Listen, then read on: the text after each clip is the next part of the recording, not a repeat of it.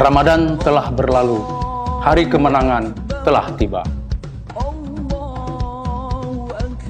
Gema lafaz takbir dan tahmid bersahutan, berkumandang seantero jagat raya, memecah keheningan malam, menghaturkan rasa syukur, memuji asma Allah, menuju kemenangan esok pagi yang fitrah. Allahu Akbar, Allahu Akbar, Allahu Akbar, walillahil hamd.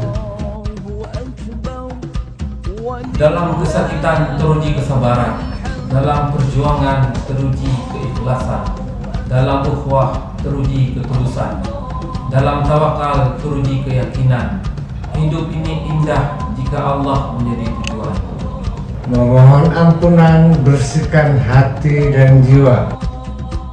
Memberikan maaf setulus hati kepada sesama. Semoga Allah SWT menerima amal ibadah kita, menjadikan kita manusia yang bertakwa dan pribadi yang lebih baik serta mulia.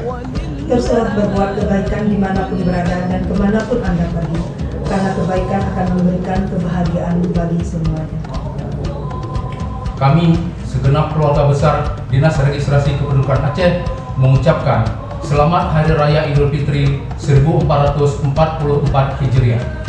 Minal aidin wal faidin. Mohon maaf lahir dan batin.